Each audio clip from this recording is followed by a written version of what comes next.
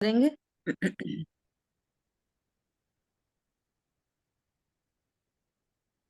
जीवमजीवं दव्यं जिणवरवसहेण जीर्णे दिट्ठं देविन्दविन्दवन्दं वन्दे तं सर्वदा शिरसा। द्रव्य संग्रह जी ग्रंथ गाथा नंबर 37 पर हम लोग स्वाध्याय कर रहे हैं। गुरुदेव श्री के प्रवचन के माध्यम से मूल ग्रंथ से हमने स्वाध्याय किया। यहाँ मोक्ष तत्व का स्वरूप कहने वाली गाथा। मोक्ष दो प्रकार का, एक भाव मोक्ष और एक द्रव्य मोक्ष। भाव मोक्ष जीव की पूर्ण शुद्ध प्रणति का नाम है और द्रव्य मोक्ष आत्मा के साथ में जो कर्मों का संबंध था उनका अत्यंतिक क्षय हो जाना, सो द्रव्य मोक्ष है। ठीक है, इतनी अपनी चर्चा हुई। कल अपनी थोड़ी सी चर्चा हुई थी कारण समय सार और कार्य समय सार, है ना। कारण समय सार कौन है? रत्नत्रय। और कार्य समय सार है मोक्ष, है ना। और स्यादवाद शैली में जिस ज्ञान में गायक है आश्रयभूत कारण समय सार त्रिकाली ध्रुव को भी कहते हैं और कार्य समय सार रत्नत्रय या मोक्ष को भी कहते हैं। वास्तव में देखा जाए तो कारण समय सार त्रिकाली ध्रुव अकारण परमात्मा है। आश्रय अपेक्षा से वो कारण परमात्मा है ना। इतनी बात अपनी हुई कल। अब कह रहे हैं अब मुक्त दशा में कैसा आनंद है उसकी बात करते हैं। बहुत ही इंपॉर्टेंट चर्चा आ रही है आगे, समझने जैसी, वेद विज्ञान परक। जो आनंद शक्ति रूप है वही सिद्ध दशा में व्यक्त हो जाता है। भी शक्ति वही रूप है। व्यक्त होता है जो शक्ति रूप था अनादि से, वो उसकी ही पूर्ण व्यक्ति होती है ना। हाँ जी। शक्ति रूप है उसी की व्यक्ति होती है। दूध में घी शक्ति रूप से है तभी उसकी व्यक्ति होती है। दूध में घी ना हो तो व्यक्त नहीं हो सकता। पानी को कितना बिलोएंगे कि उसमें से घी निकलेगा? क्यों नहीं निकलेगा? बिलोने से तो घी निकलता है ना। अरे जिसमें होता है उसमें से निकलता है, जिसमें हो नहीं उसमें से निकले कैसे? है ना। तो सुख पत्नी बच्चे दुकान में कौन से मिलता है? तो उनमें है ही नहीं तो कैसे मिले? वे स्वयं सुख रहित, सुख न उनका मरम। उनका मरम ही नहीं है सुख। सुख स्वरूपी तो मैं हूं। तो जो शक्ति थी उसकी पूर्ण व्यक्ति हुई है ना।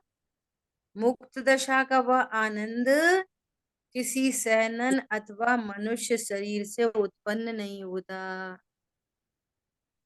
जो सिद्ध दशा प्रकट हुई है वो किससे प्रकट हुई?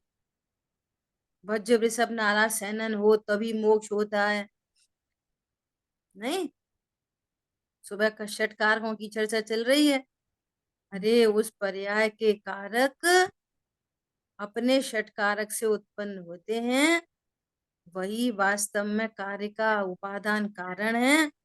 और बाहर में अन्य कोई द्रव्य भले निमित्त रूप से उपस्थित हो लेकिन वो कारक नहीं होते। गजब की बात है। भले बाहर में सहनन हो, वज्र वृषभ नाराज सहनन हो, पर सुख शांति वज्र वृषभ नाराज सहनन से नहीं आई है। भले ही बाहर में नग्न दशा हो लेकिन नग्नता से मोक्ष नहीं हुआ है। समझ में आ रही है बात? बाहर में भले ही कर्मों का क्षय हुआ हो लेकिन कर्मों के क्षय से मोक्ष दशा नहीं आई है। कितनी गजब की बात है ना। इतने नैमित्तिक कथन इतने ज्यादा हैं, इतने ज्यादा हैं, इतने ज्यादा हैं कि अज्ञानी जीव तत्व ज्ञान से रहे तो उसी को कार्य का नियामक कारण समझते हैं, निमित्त को। राइट। निमित्त निमित्त उपस्थित होता है लेकिन वो निमित्त कारक नहीं होता कभी। कारक तो वही पर्याय है, उपादान रूप से उत्पन्न होती है। राइट। ये गजब की बात है। वह अपने उपादान कारण से ही सिद्ध हैं। भले ही निमित्त कारण होवे, सहनन आदि होवे, परंतु सिद्ध दशा की प्राप्ति अपने उपादान कारण से ही होती है। अपने उपादान कारण से ही सिद्धत्व की प्राप्ति होती है। मोक्ष दशा प्राप्त करने वाले जीव को वज्र काय, मनुष्य देह, पंचेंद्रीयपना वगैरह निमित्त रूप से होते हैं, परंतु उनसे सुख नहीं होता। तो अपन कहते हैं ना, मनुष्य ही तो अनंत बनते हैं, त्रियंच पंचम गुण स्थान तक चले जाते हैं, महिलाएं पांचवें गुण स्थान तक चली जाती हैं। तो ये योग्यता है उस जीव की। वो त्रियंच का शरीर है, वो उस योग्यता को नहीं रोकता। जो स्त्री शरीर है वो उस योग्यता को नहीं रोकता, है ना। नार की और देव चौथे गुण स्थान तक जाते हैं, तो वो वैक्रियक शरीर है, वो योग्यता को नहीं रोकता। उस जीव की उपादान योग्यता इतनी तो भार में निमित्त ऐसा। क्या बोला? योग्यता इतनी ही है ना, तो भार में ऐसा निमित्त है। निमित्त तो सदा अनुकूल होते हैं ऐसा। सो क्या बोल रहे हैं? सुख तो अपने आत्मा के आश्रय से ही उत्पन्न हुआ है। आत्मा का श्रद्धा ज्ञान आचरण ही सुख का वास्तविक कारण है। निमित्त कारण से कभी भी सुख नहीं होता। ठीक है। अभी देखो कितनी अच्छी बात कर रहे हैं। धर्मी जीव ने प्रथम ही ऐसा निश्चय किया है कि जो अनंत सिद्ध हुए हैं वे सब अपने उपादान कारण से ही सुखी हुए हैं। जितने भी धर्मी जीव सुखी हुए हैं वे किससे सुखी हुए हैं? अपने उपादान कारण से। उपादान कारण दो, एक क्षणिक उपादान कारण और एक त्रिकाल उपादान कारण। त्रिकाली उपादान कारण आश्रयभूत और क्षणिक उपादान कारण वो तत्समय की योग्यता। दोनों चीजें मेरे पास। साधन साध्य से बात करें तो साध्य भी मेरे पास और साधन भी मेरे पास। कारण कारक हैं तो कारण भी मेरे पास और कार्य होने की योग्यता भी मेरे पास। तो पर से क्या आता है? पर में से शरीर की कौन सी क्रिया है जिस क्रिया से रत्नत्रय होते हैं? बोलो, किसके किस पर संयोग से रत्नत्रय होते हैं? देखो यहाँ तो रत्नत्रय मोक्ष की बात चल रही है। अपन तो ये पूछ रहे हैं ऐसा कौन सा परद्रव्य है जिससे राग उत्पन्न होता है? बोलो। पर तो द्रव्य अब से राग कभी राग कम नहीं कर, होता। राग कम करने के लिए क्या करें? कपड़े कम कर रहे हैं ना थोड़ा, घूमना फिरना कम कर देना थोड़ा, कहीं क्षेत्र पे रहने लग जाए ना थोड़ा सा। बोलो क्या लिस्ट बनी रहती है? राग को कम करने की क्या लिस्ट है? थोड़ा ऐसा खाने लग जाए, थोड़ा ऐसा पहनने लग जाए। भैया पर द्रव्य से शुद्ध पर्याय भी उत्पन्न नहीं होती, तो पर द्रव्य से विकार भी नहीं होता। बोलो, अब तक हमको रत्नत्रय क्यों नहीं प्रकट हुए? क्योंकि हमने पर का बहुत लक्ष्य किया, क्योंकि हमने पर में ही सुख माना, क्योंकि हमने बहुत भ्रमण किया। तुम स्वभाव को क्यों नहीं समझते? क्योंकि पर की रुचि बहुत है। अरे ये सब नास्तिक के कथन है, इनमें कुछ ज्यादा दम नहीं है। क्यों नहीं परिभ्रमण क्यों हुआ? ध्रुव हूं नहीं जाना। पर की रुचि क्यों हुई? ध्रुव हूं, उसकी रुचि नहीं हुई तो पर की रुचि हुई। मूल में अगर राग आदि विकार की बात कहें तो भी ध्रुव से शुरू, और रत्नत्रय की बात करें तो भी ध्रुव से शुरू। राग आदि क्यों उत्पन्न हो रहे? क्योंकि ध्रुव हूं नहीं जाना। रत्नत्रय कैसे प्रकट होंगे? ध्रुव हूं ऐसा जानेंगे। मतलब ऐसा ध्रुव का खूंटा गड़े कि विकार की बात हो तो ध्रुव, और निर्मलता की बात हो तो ध्रुव। अब नास्ती से दुनिया भर की पर की बहुत रुचि है, तो अब वो सोचता पर की रुचि बहुत है, तो पर की रुचि छोड़ो। तो पर की रुचि छोड़ दी, अब क्या हुआ? कुछ नहीं हुआ। अभी भी 0/सन्नाटे में ही है, लाभ तो कुछ नहीं हुआ। और पर की रुचि छूटती नहीं जब तक स्वरूप को जाना नहीं जाए। मूल छूटती नहीं वो तो। मूल बीमारी नहीं हाँ, अटैक की है। मंद होती दिख जाती है, बस मंदता दिख जाती है, काम तो बनता नहीं है उससे कुछ भी।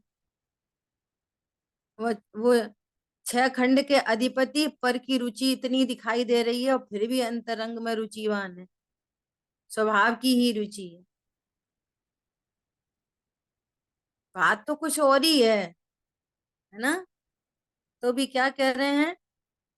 वज्र वृषभ नारा सहनन तो तंदुल मक्ष को भी होता है, और नरक चला जाता है। समझ आ रही बात? यदि वज्र वृषभ नारा सहनन से मोक्ष होता तो तंदुल मक्ष को भी हो जाता।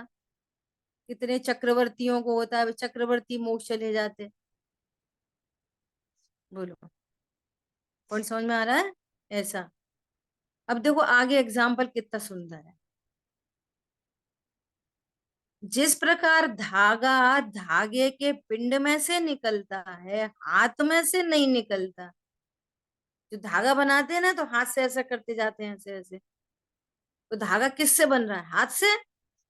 किस में से निकल रहा है? धागे के पिंड में से, कि हाथ में से? सूत में से, सूत बोलो, जो होता है उसका। बोलो, है ना? हम्म। तो क्या बोल रहे हैं यहाँ पर? उसी प्रकार आत्मा में से ज्ञान और सुखादि प्रकट होते हैं, शरीर मन वाणी में से नहीं। आप ऐसा बोलते रहो, मैं गायब हूँ, मैं गायब हूँ, मैं गायब हूँ, तो रत्नत्र हो जाएंगे।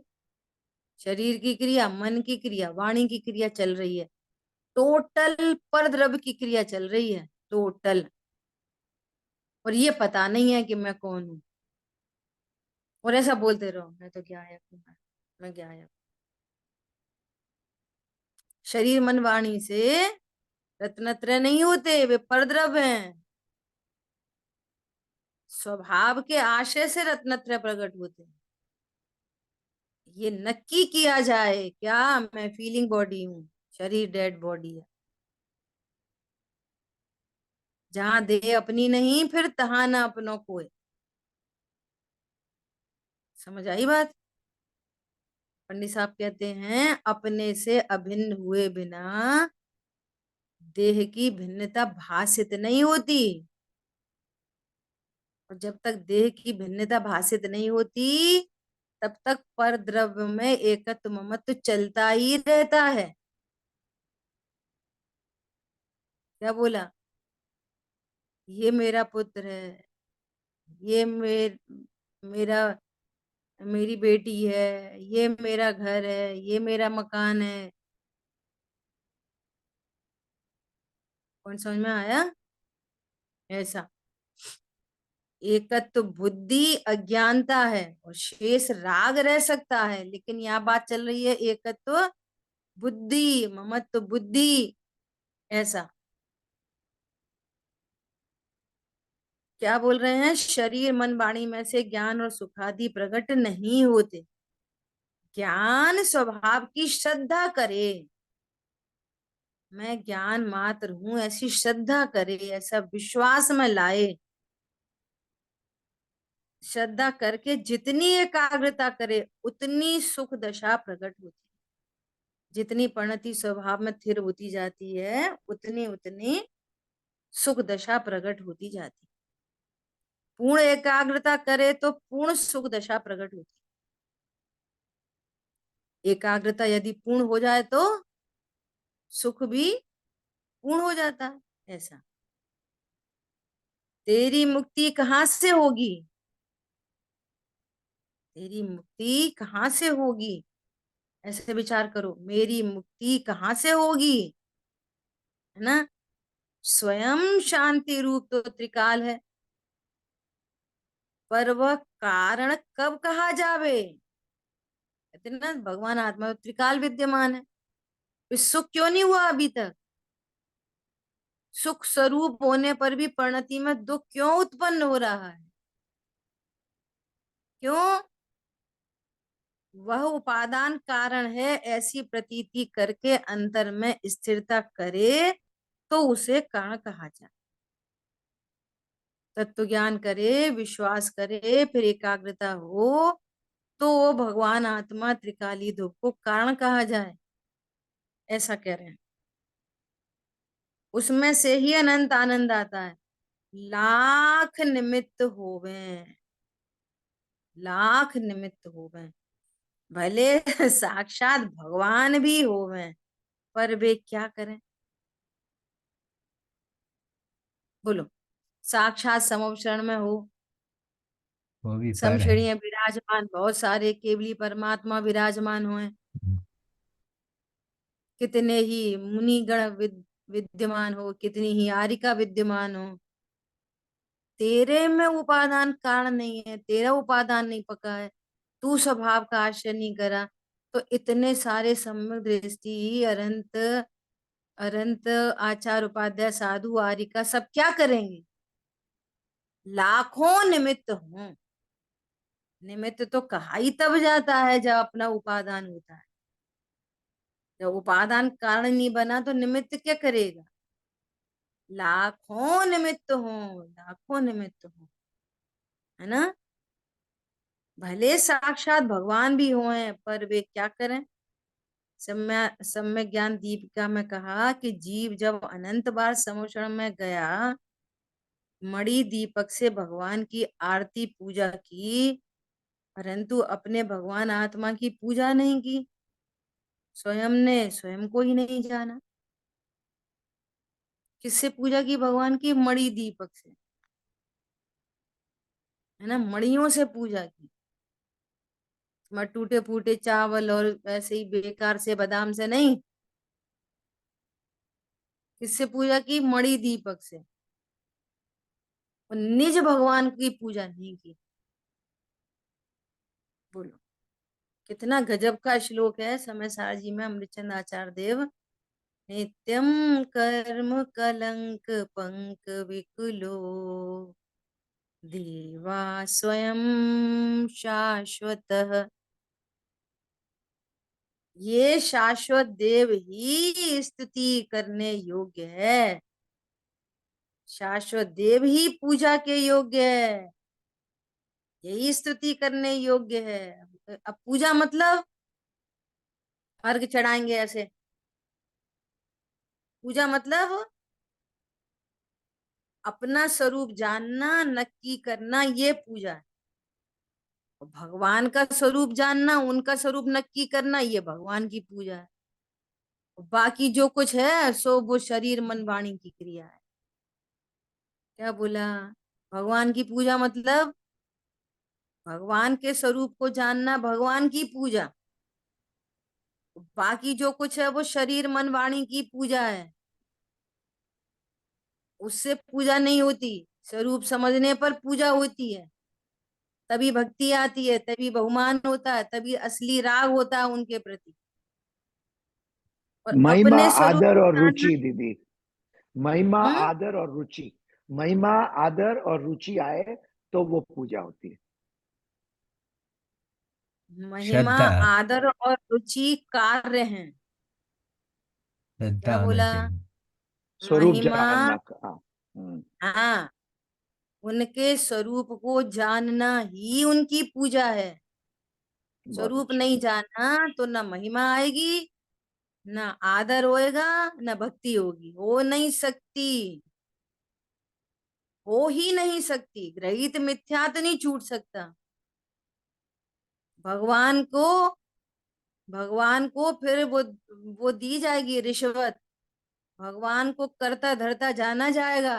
हे भगवान मेरा रोग सही हो जाए, हे भगवान पुत्र मिल जाए, हे भगवान मुकदमा जीत जाऊं, हे भगवान पैसा आ जाए।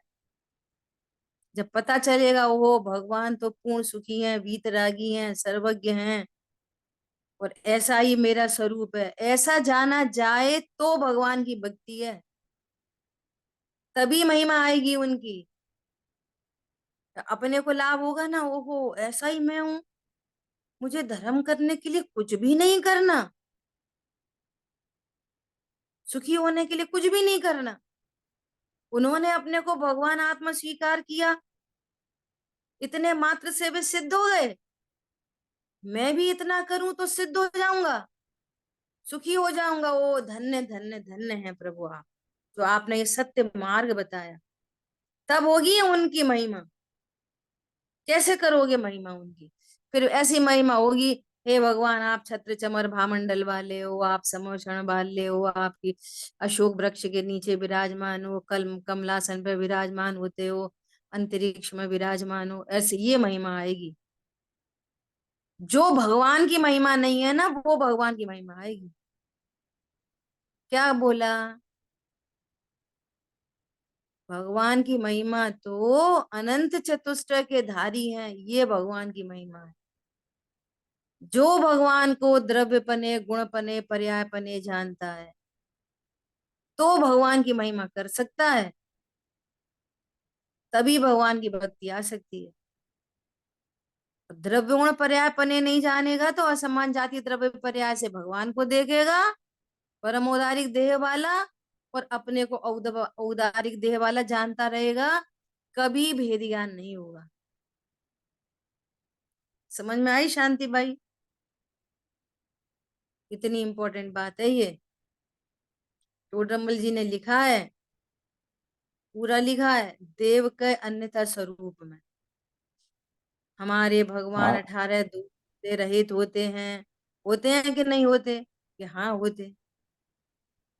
अब कितने जो 18 दोषों में कितने तो शरीर आश्रित हैं, उद्गल आश्रित हैं, और कितने जीव आश्रित हैं, सबको मिलाकर ही एक समझता है। उनकी महिमा बाहर से की जाती है, तो बाहर से महिमा ठंडी ठंडी हवा चलती है, ये भगवान की महिमा है। गंध कुटी है, उनके उनके परमोदारिक देह से ऐसी सुगंध फैलती है कि उसका नाम गंध कुटी है, तो ये भगवान की महिमा है। अरे भगवान की महिमा ये है, सकल गे गायक तदपि निजानंद रसलीन, ये भगवान की महिमा है।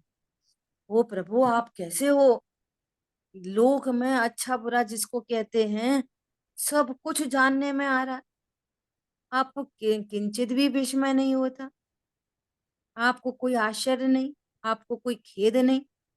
पूर्व के आपके ही व्यवहार से सगे साथी कहे जाएं, कोई नरक में दिखाई दे रहे, कोई समश्रेणी में विराजमान दिखाई दे रहे, आपको कोई खेद नहीं, आपको कोई प्रसन्नता नहीं।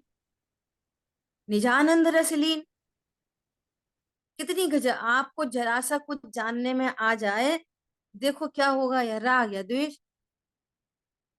वो बहुत अच्छा था, अब वो बहुत बुरा था।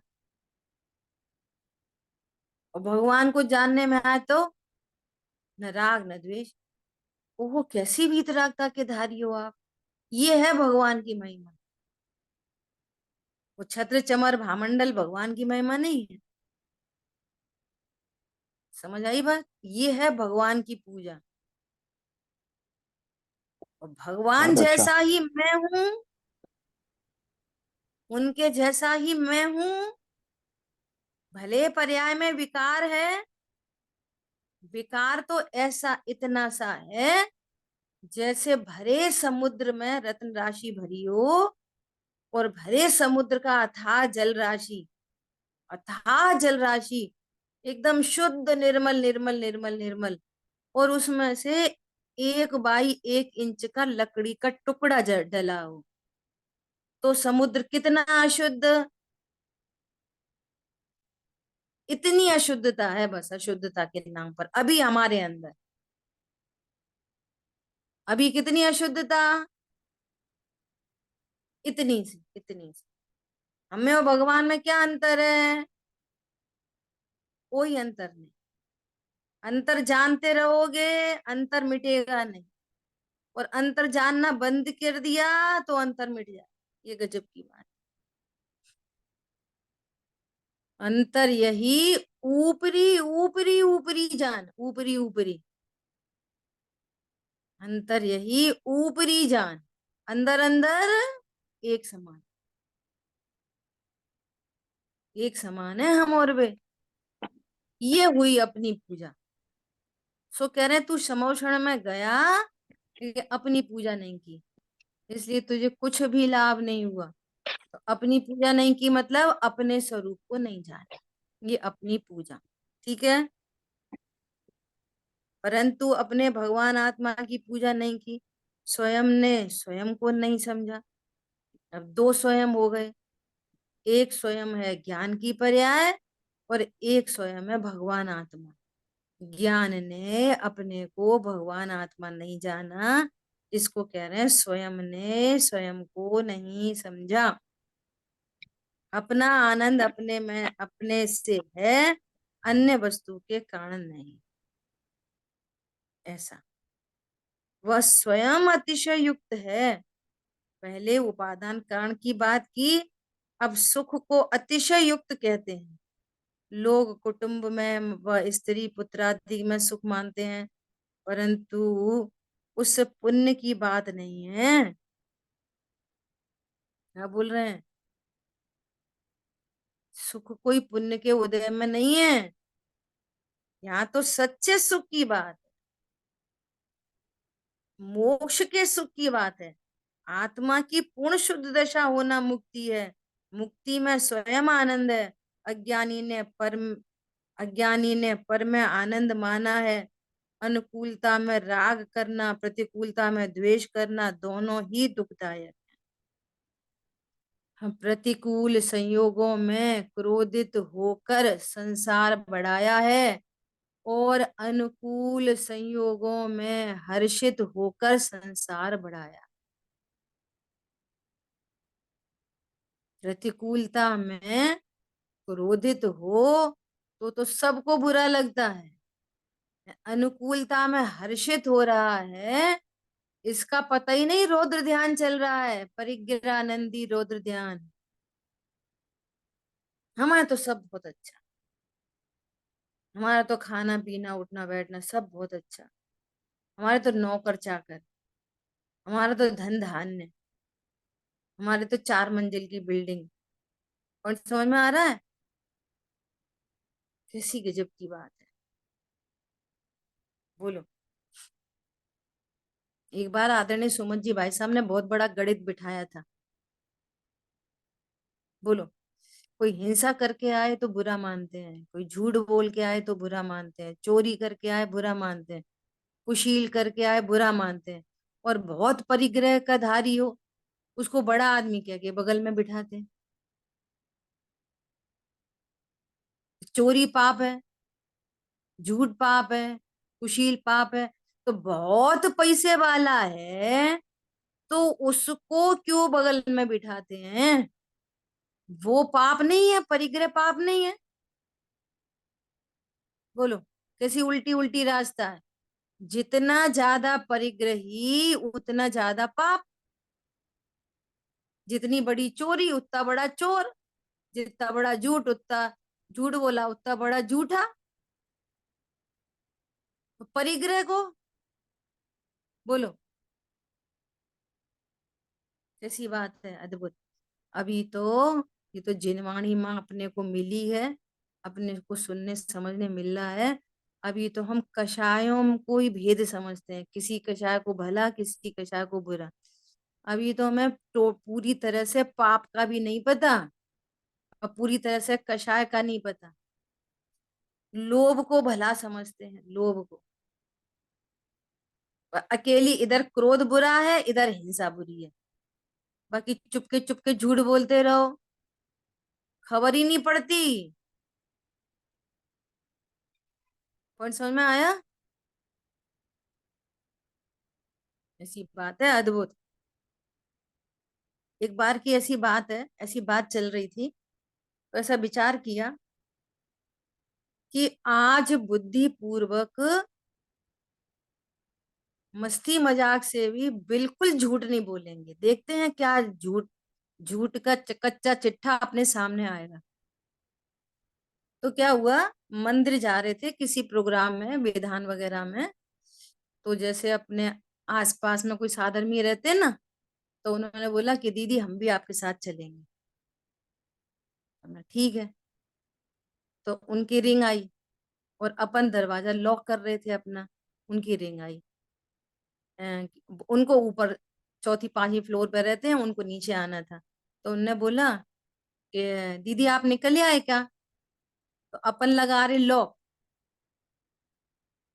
और वो देर नहीं कर रहे हैं इस होशियारी में। अगर अपन उनसे कहेंगे कि नहीं हाँ लॉक ही कर रहे हैं, तो जब तक अपन वहां पहुंचेंगे क्या पता वो लापरवाही में और देर कर दें, तो वो जल्दी नीचे उतर के आ जाए। तो अपन क्या बोल रहे हैं, हाँ हाँ हाँ हम तो रोड पे ही खड़े हैं।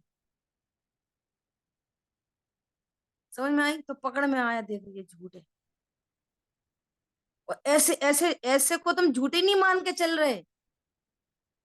अरे हम तो बिल्कुल आ गए, रोड पे ही आ गए, आप आ जाओ फटाफट नीचे। और कर क्या रहे हैं, लॉक लगा रहे।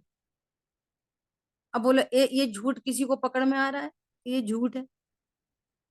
हम तो झूठ वही समझ रहे हैं जब किसी को बहुत कोई बुरा लग जाए, किसी को हम ऊट पटांग बोल दें, किसी को हम ऐसा कर दें, वो झूठ है। ऐसे विचार करना कि कितने झूठ है, हम इन सबको पाप समझते कि नहीं समझते। ऐसे किसी को बोला क्यों, हमने सुना आप दिल्ली जा रहे, और टिकट हाथ में, रिजर्वेशन हो रखा, अब देखो सोच रहे हैं। बताओ ऐसा होता कि नहीं होता? अब इसको कोई पाप समझ रहा है कि ये झूठ का पाप है कि मायाचारी का पाप है? ईमानदारी से और पापों का ही ठिकाना नहीं है। इतना ईमानदार होना पड़ेगा अपने प्रति। ऐसी यहाँ बात कर रहे हैं, क्या कह रहे हैं कि लोग कुटुंब में व स्त्री पुत्र आदि में सुख मानते हैं, परंतु उस पुण्य की बात नहीं, यहाँ तो सच्चे सुख की बात है, मोक्ष के सुख की बात है, आत्मा की पूर्ण। हाँ ये अपनी बात होगी, अनुकूलता प्रतिकूलता की बात आई।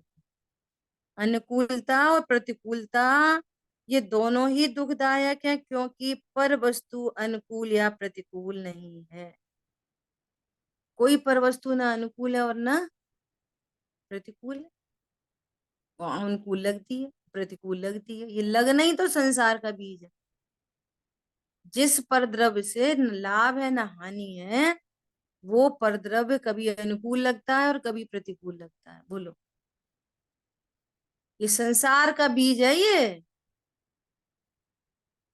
अरे हमारी बहू तो बहुत अच्छी है, संसार का बीज है, कुछ खबर लग रही है? बोलो, एक जीव है बस, संयोग बना है बस, मेरा उससे क्या संबंध? कुछ नहीं। अभी संबंध तो बना के बैठे हैं, पहले ही बना लिया संबंध, जबकि है कुछ नहीं, है ना? और अब वहां से कुछ अनुकूलता हो तो राग, और प्रतिकूलता हो तो द्वेष। तो इस राग द्वेष से कौन बचाएगा? बोलो, इस पूरे विश्व में इस राग द्वेष से कौन बचाएगा? इन दुखों से कौन बचा लेगा? कर्म बंधन से कौन बचा लेगा? विचार करो। मुझे ज्ञान स्वभाव के लिए कौन अनुकूल है और कौन प्रतिकूल है, और कौन मेरा है कौन तेरा है, कुछ नहीं। ऐसा मैं स्वयं सुख रूप हूं, ऐसे ज्ञान से उत्पन्न हुआ पूर्ण सुख स्वयं अतिशय युक्त है, तथा वह सुख बाधा रहित है। उस सुख में विघ्न नहीं है। लौकिक सुख में तो बहुत विघ्न आते हैं। अपनी बहुत चर्चा हो गई थी ये सब लास्ट क्लासों में। इंद्रिय सुख में तो बहुत बाधा आती है। बहुत विघ्न आते हैं। कैसे? पुत्र पुत्री मर जावे, अब कहाँ है सुखी, बोलो। जन्म हुआ तो बहुत प्रसन्नता हुई, और अभी मरण हो जाए, बीमार हो जाए, कुछ हो जाए। लौकिक सुख कितना विघ्न विघ्न सहित है ना। व्यापार मंदा हो जावे, नौकरी में परिवर्तन हो जावे, इत्यादि बहुत सारे विघ्न लौकिक सुख में होते हैं। परंतु आत्मा का सुख तो प्रकट होने के बाद कभी भी नाश को प्राप्त नहीं होता। समझ आई बात? ऐसा। तथा वह सुख विशाल है, अमर्यादित है, संकोच वाला नहीं है। सांसारिक सुख संकोच वाले हैं। मुक्ति का सुख वृद्धि हानि से रहित है, बढ़ने घटने से रहित है। सांसारिक सुख वृद्धि हानि वाले हैं। संसार में क्षण भर में बंगला जेवर आदि ले ले और क्षण भर में ही उसे बेचना पड़े, इस प्रकार घट बढ़ संसारिक सुखों में हुआ करती है। और सिद्धों के सुख में वृद्धि हानि नहीं होती, वह तो एक रूप ही रहता है। ऐसा सुख अपने आत्मा के उपादान कारण से प्रकट होता है। ऐसी प्रतीति जिसे होती है उसे सिद्ध दशा और ऐसा आनंद प्रकट होता ही है। सिद्धों का सुख लौकिक सुख से कितने गुना बड़ा है, बोलो। कंपैरिजन ही नहीं है दीदी, बिकॉज ये सुख तो अनंत सुखाभास गुना है, है ना, सुख है ही नहीं। अनंत गुना। सुख है ही नहीं है, तो हाँ सुखाभास है खाली। हाँ, अलग अलग जाति का ही सुख है, अलौकिक। हाँ, जाति नहीं आ रही है ऐसा। यहाँ मुक्त आत्मा के सुख का अर्थात सिद्धों के वैभव का वर्णन करते हैं। यह सिद्ध भक्ति का श्लोक है ना। गुरुदेव जी ने ये श्लोक याद किया। इसमें कहा गया है कि संसार का सुख आकुलता सहित है तथा सिद्ध का सुख आकुलता रहित है। वह सुख आत्मा के उपादान कारण से प्रकट होता है। उस समय निमित्त होता है, पर वह तो जानने के लिए है। सत निमित्त का ज्ञान कराते हैं। आत्मा शुद्ध आनंद कंद है। उसकी प्रतीति ज्ञान और रमणता चारित्र ही उपादान कारण है। आत्म द्रव्य तो सदा विद्यमान है, परंतु यहाँ दर्शन ज्ञान चारित्र पर्यायों के साथ अभेद आत्मा का रूप से लिया गया है। उस आत्मा को मोक्ष सुख प्रकट होता है। वह सुख स्वयं सातिशय और निराबाध है। क्या बोल रहे हैं? आत्मा तो अनादि से है, परिणति में सुख क्यों नहीं है? ऐसे सुख कारण स्वरूपी भगवान आत्मा में हूँ ऐसा नहीं। जाना नहीं गया। मैं भगवान आत्मा हूँ ऐसा जानने पर, विश्वास होने पर आनंद प्रकट होता है। ये आनंद प्रकट होता है, इसकी वृद्धि होती है, पूर्णता होती है। फिर अनंत काल के लिए वो पूर्ण पूर्ण सुख अनंत काल के लिए बना रहता है, बाधा रहित है, घटता बढ़ता नहीं है, जिसमें कोई वृद्धि हानि नहीं होती। ऐसा अनंत सुख सिद्धों को होता है। सांसारिक सुख पर सापेक्ष होने से पराधीन है, बाधा सहित है, परंतु सिद्ध का सुख अपार है, वृद्धि हानि रहित एक रूप है। संयोगाधीन होने से सांसारिक सुख क्षणिक है, पराधीन है। आपके घर में सारे इक्विपमेंट्स हैं लग्जरी के, है ना, और सबकी गारंटी है। 5 साल तक किसी में कुछ नहीं होना, सबकी गारंटी। लाइट चली गई तो सब बात। समझ में आ रही बात? कितने बाधा सहित बोलो। वो बोले कि नहीं नहीं, लाइट तो हमारे यहाँ यूएस में तो लाइट जाती नहीं।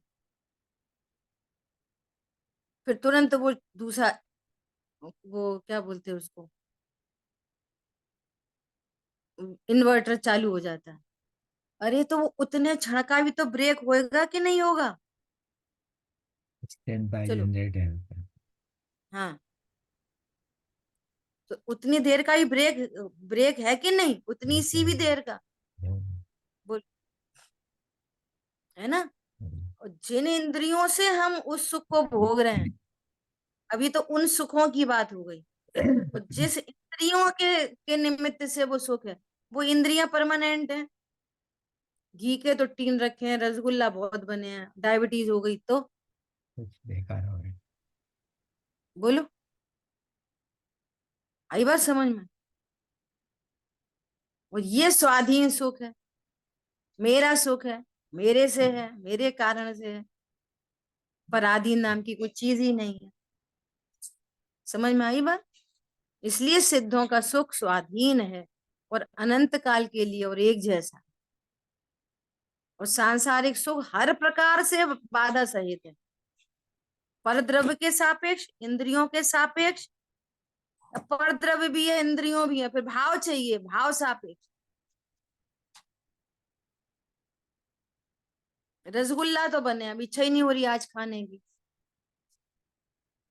खाने की इच्छा भी है तो उपयोग ही नहीं लगा, उपयोग में कोई टेंशन थी व्यापार की, कितनी चीजें इकट्ठी चाहिए, बोलो, समझ में आ रही है बात? वस्तु भी है, इंद्री भी है, इच्छा भी है, फिर उपयोग नहीं है, अनेकों बाधा सहित है, बहुत पराधीनता है। लेकिन सिद्धों के सुख में कोई पराधीनता नहीं है। क्यों नहीं है? स्वाधीन सुख है ना, अपना, अपना सुख है, तो अपने के लिए किसकी डिपेंडेंसी? कोई ही नहीं, ऐसा। ठीक है। शरीर तथा इंद्रियों में सुख बुद्धि होने के कारण अज्ञानी का सांसारिक सुख विषयाधीन है, परंतु मोक्ष सुख विषयाधीनता से रहित स्वाधीन है। मोक्ष सुख प्रतिपक्ष रहित है, जबकि सांसारिक सुख सप्रतिपक्ष है। वहां पे कुछ ओपोजिट पार्टी खड़ी नहीं है, इतनी स्वाधीनता है। अनेकानेक सुख सुविधाओं के मध्य भोजन पान से निवृत्त हो, आराम से बैठा हो और उसी समय खबर मिले कि लड़की को सांप ने काट लिया, तो सब आराम भंग हो जाता। कैसे लाइव एग्जांपल से गुरुदेव जी समझा रहे हैं।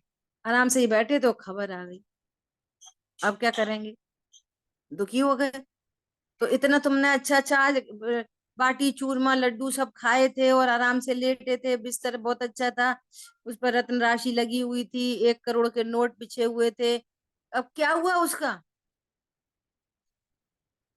बोलो, कुछ भी तो नहीं हुआ। ऐसा देखो, अभी भी हम नक्की नहीं कर पाते, समस्या ये सुन के भी थोड़ी देर के लिए लगता, फिर सुख वहीं पे ढूंढने लग जाते। क्या बोला?